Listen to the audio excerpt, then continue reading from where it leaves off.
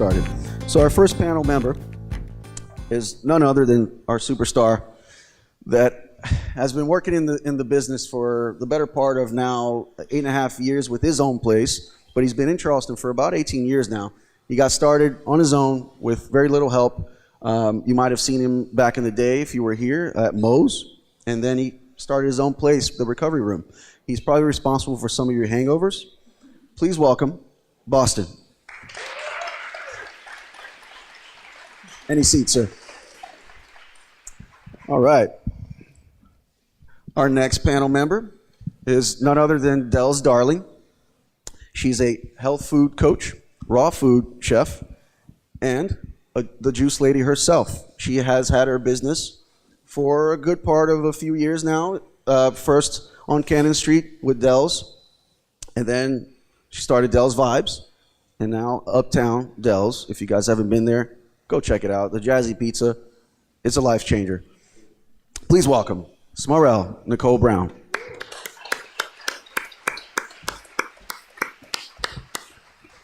And last but not least, our gracious host. He's been working just about every job in the industry.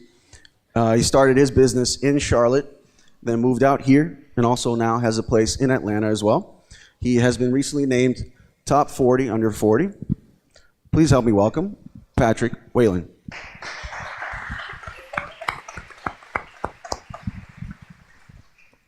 All right, guys. You ready to get this started? All right, so I remind you that Creative Mornings is about positivity, it's about respect, and it's about just really being inspired. So that's what we're going to maintain here today with lots of questions, and we're going to get a little panel discussion for about 30 minutes or so, and then we're going to let you guys join in and just ask whatever you want to this audience here. All right, let's get this party started. I'm going to play Maury Povich today, guys. Is that okay? Is that generational? Does everybody know Maury Povich? All right. Patrick, I'm going to start with you, sir. You've been in this business for quite some time.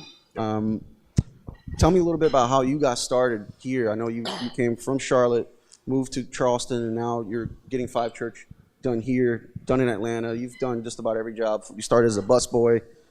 Tell me a little bit about that. About being a busboy? Not being a busboy, but how you got from that to now. Yeah, I mean, I started in the business as a busboy and dishwasher and line cook.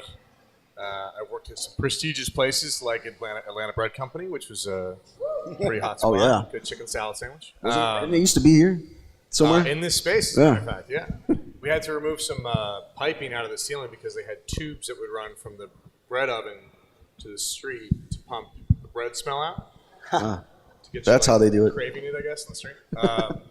But when we opened Five Church in Charlotte, which was our original store, we did so. I always say this, and it might be too early for it, but we did so as like a big you to corporate restaurants, right? We didn't want to be corporate. We wanted to be different. We put a book on our ceiling. We put a tree in the restaurant. We have our staff wear chucks, which pisses them off endlessly. We just like to be different and challenging and always kind of pushing the envelope as far as what we do. And that's shown through our staff and through our management. And my role in that is usually just an instigator. I just like to go to somebody like, hey, what do you think? Let's do this. And then they come up with what's creative or interesting about it, and then we go. But that's just a very, very short story of this restaurant. Yeah, and so you're now the co-owner of all 3 locations, as well as you're the director of operations as well. You run all of them. Yeah, sure. Yeah. That's a big task. We'll go with that. I'm the auditor. I just auditor. Awesome. Smarel, if I can ask you the same question. So you are a raw food chef, right? And you started this business in a town where shrimp and grits and buttery biscuits reign supreme, right? How was that for you, getting your business going in such a niche market then, but now turning it into a normal thing here in Charleston? Well, I guess I would have to give credit to my mom with the background that she's had with my grandfather being a farmer. I've kind of grown up in a healthy food household, but also I had, my mom and my stepdad as chefs.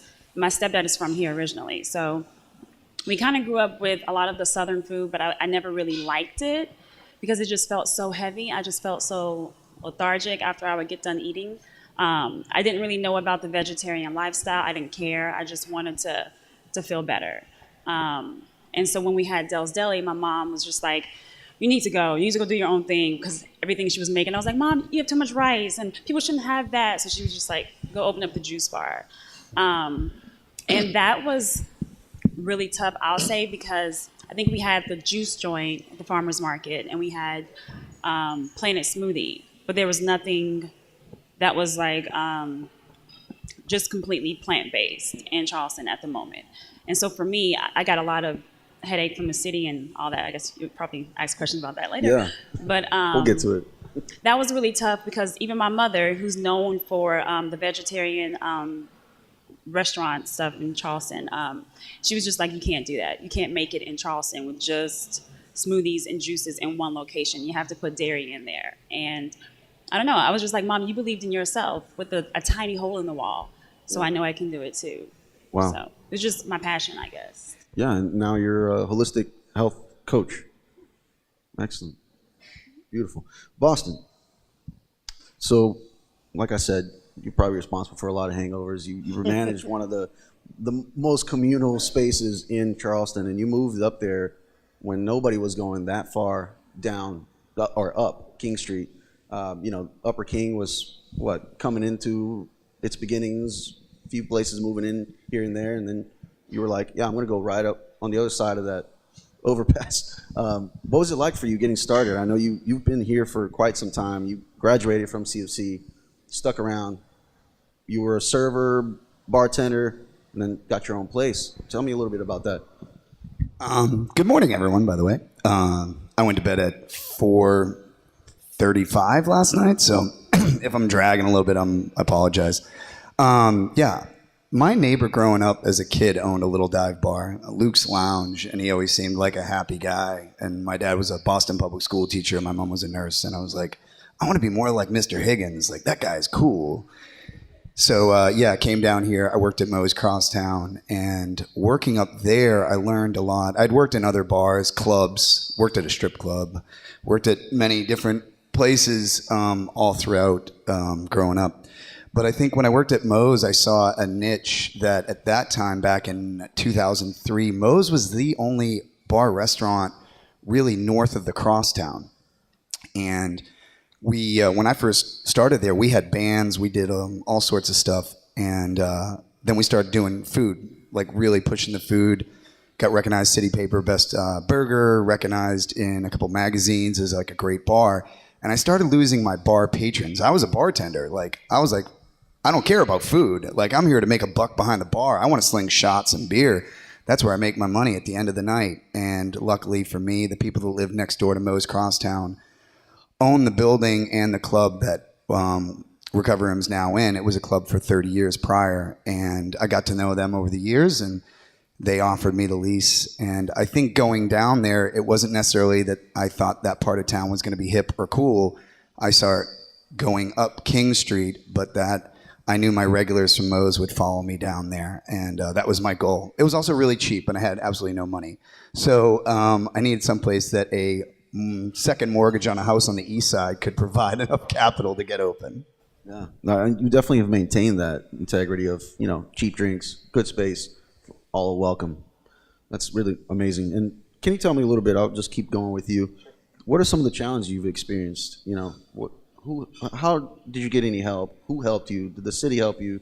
People help you? What was your biggest challenge from it? Sure. Luckily for me, everyone helped me. Like I said, I didn't have a whole lot of money to open up, so we were in there. Every one of my friends, my brother came down from Boston. He's in the Merchant Marine, so luckily for him, he's 3 months on, 3 months off. So very conveniently, he had about a month off to come down, help me paint, build a bar, do as much as we can in the restaurant bar together. My staff, unbelievable. We still have, there's still 4 of us that started there 8.5 years ago, and they were there before we even opened. So we got a good thing going. I always say, you go into a bar and you see the same people behind the bar for years. It must be a good place to work. And then just regulars, just people coming in, no matter how tired I was that first couple years when I was like bartending every night, and people were like, no, don't give up. It's amazing. Like, you can't go anywhere. So I think it's just, you just got to kind of push through it, and it's tough, but ask for help. That's the biggest thing. Don't be scared.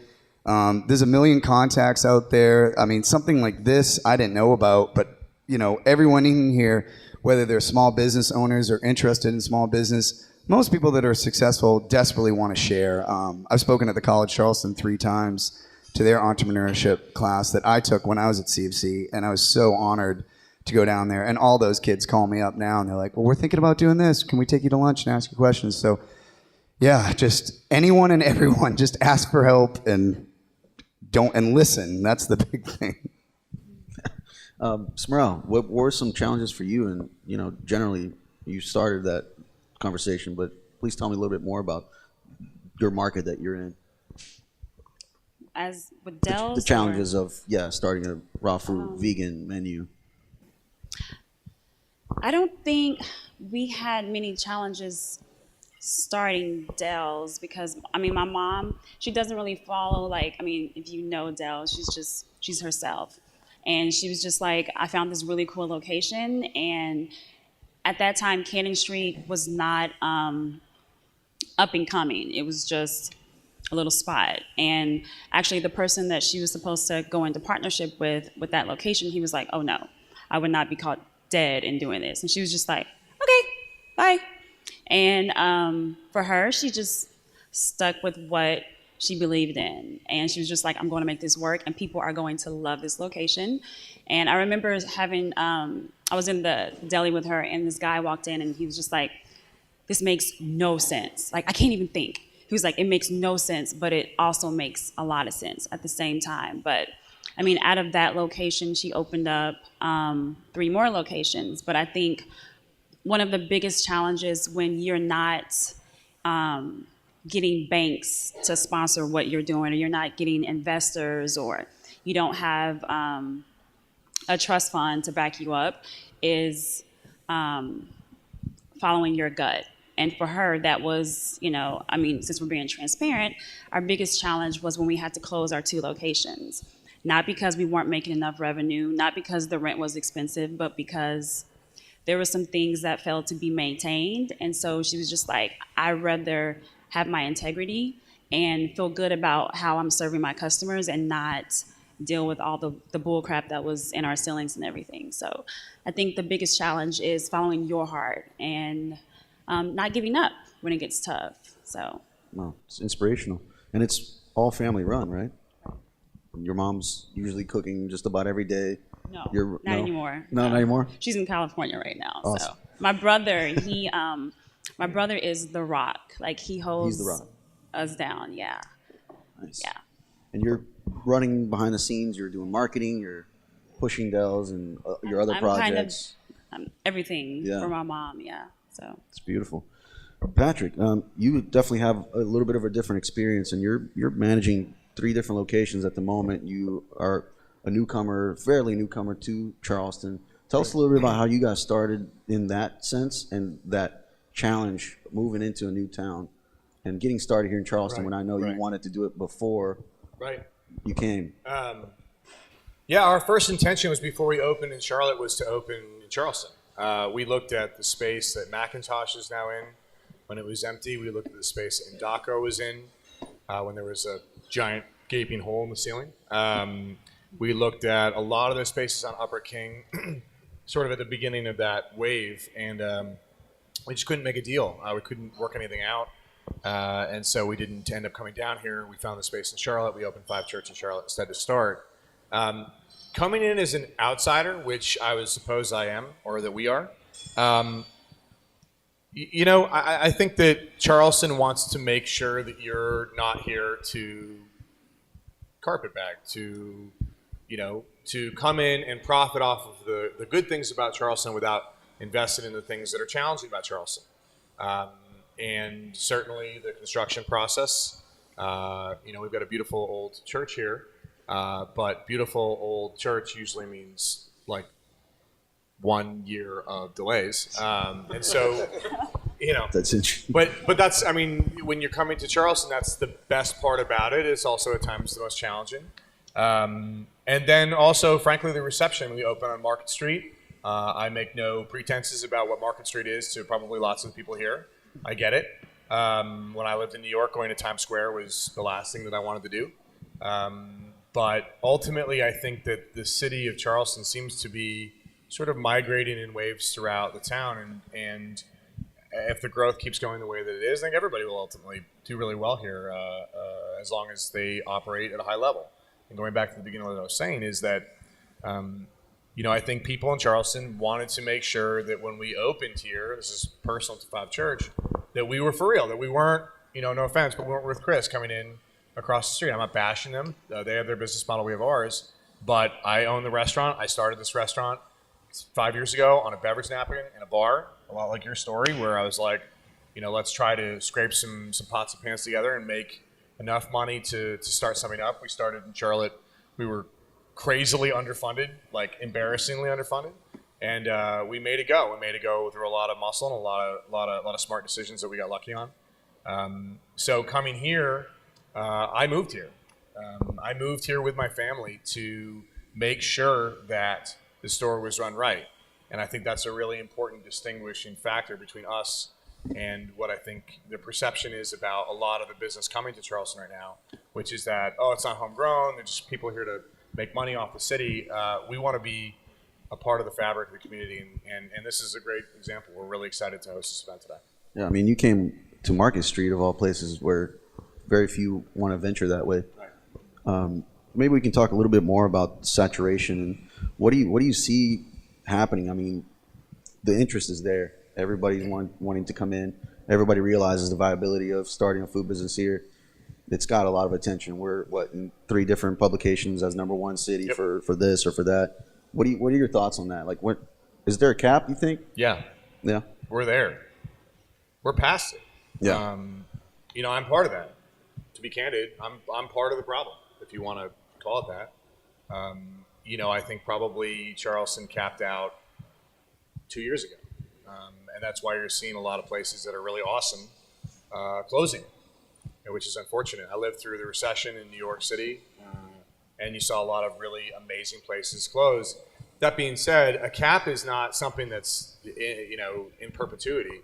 A cap is a short-term problem that, as the growth of the city from an organic standpoint catches up, then the growth can kick back in again. Right now, I have brokers in a lot of different places because they wanted us to open all over the place, because that seems to be the model for restaurant groups these days. Open 35 churches in every East Coast city. So it's like, all right, every East Coast city is going to have a 5 church. It's going to have a Husk. It's going to have a Fort Fry restaurant from Atlanta. It's just boring.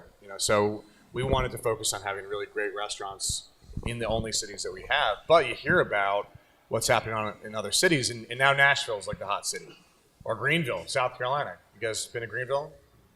It's like the hotness right now for restaurants. It's bizarre. I mean, I grew up in Charlotte, and Greenville was like nothing. You waved at it as you drove to Atlanta. Now it's like a happening town. So I think allowing Charleston to not be the hot market and just be a really great market, and really great operators instead of big corporate groups coming in here. The other group that was bidding on the space besides us was Del Frisco's. You guys know that? Del Frisco's Steakhouse. You guys know that brand? You guys awake? So do you want a Del Frisco's on Market Street, or do you want a 5 church? And I think that's sort of the question that Charleston's going to be asked over and over again. I think a little recession is not the worst thing in the world, because it kind of turns off those guys that just want to come charging in and make a quick buck rather than invest in the community. That's a great point. Smarel, what do you think about that? What about this whole saturation in the market? Personally, I miss the feeling that we had when we were first opening Del's Deli. I miss the feeling of, I think, fortunately, we have a very, very loyal following. No matter where Del's is, people will come. I'm not really too keen on there being a Panera Bread right on, what's that Calhoun. street? Calhoun Street. I remember walking to CFC, going to class, and knowing, the business owners, and now it's like that we have Walgreens, which is, that's great because we can, get things that we need all the time, but I like the local feel. I miss that. And, you know, we have some people like Patrick here that are newcomers and they're doing, you know, awesome things, but I love the feeling that Charleston had, which is why we came to Charleston, because of the first of all, the richness of the history, both good and bad, but also because we just wanted to be a part of something that had a local and like a homey feel. But I guess, I mean, I heard from one of my friends in real estate that Charleston is becoming like per square foot, we're getting more expensive than Manhattan. So, you know, Feels like it. Yeah, like, I don't know. I'm not really with it. I like, I miss the old Charleston, I guess. And it's tough too, right? Because I mean, if you want your city to grow, those are the headaches, right? And I think that's probably why my mom we're not focused on going back on King Street. We love the Rutledge feel, and we have, you know, other plans in that side of town instead of this town. We want to deal with the locals and the residential community, so. Wow. Nice. Boston, what do you think, man? I mean, I think if you have a good product, it doesn't matter. The saturation is definitely here. Westendorf, I think, just closed the other day. That was a great restaurant, but you know, I mean, it's hard when you have restaurants, especially a lot of similar restaurants seem to be open. I swear to God, everyone's hiring the same architect, and I'm like, wow, globe ball with fun light. It's just like, all right, bullshit. You know, be a little more creative than that. Anyhow. Yeah, so if you have a good product, it doesn't matter. You're going to do fine, and I don't think that's really the issue. I think the issue, some of it is, the real estate, if you're coming in and trying to open up something new, and these leases are insane. I've looked at multiple leases. I'm not really interested in opening any other bars, but people are constantly calling me, being like, you got to check this out. It's going to be such an amazing place. You just kill it. And then I look at the lease, and I'm like, you're out of your mind. Like, you're crazy. So that being said, you know, I think market forces will eventually kind of dictate what happens, and, you know, good stuff will stay. People that have deep pockets will be able to stay. I mean, eventually you got to close if you're not making money. But the other thing they do in other cities, and you can't do it here in South Carolina. South Carolina, the liquor licenses are controlled by state, not city. So for me, like growing up in the Boston area, I grew up in actually Quincy, which is the first city south of Boston. They only have 100 liquor licenses. So there's a cap. And then once that hits, maybe they'll release a couple more here and there, but you end up having to buy. You have to wait either for somebody to go out of business, or you go into a business and you're like, hey, I know your business is going out of business and it's not really worth anything, but I'm going to give you $300,000 just for your liquor license to hang on the wall. Here in Charleston, they don't do that. So it's like a free-for-all. I think a liquor license is costs you maybe $6,000 for beer, wine, and liquor for like 2 years. I mean, I could make that in a night. So it's just like, and people hear that and they're just like, oh, I want to, you know, get a liquor, do it. And the state's just they want that excise tax money. Every liquor drink you sell, every beer that gets sold in this state is taxed. And that's what they want. And I think maybe the city could control business licenses or something to kind of slow down the saturation. But in the end, I was given an opportunity to open my own business. So the last thing I'm going to do is get up at a city council meeting and say, no, we can't allow more businesses to open, or we have to cap times that open, because everyone should have the opportunity that I had. That's interesting.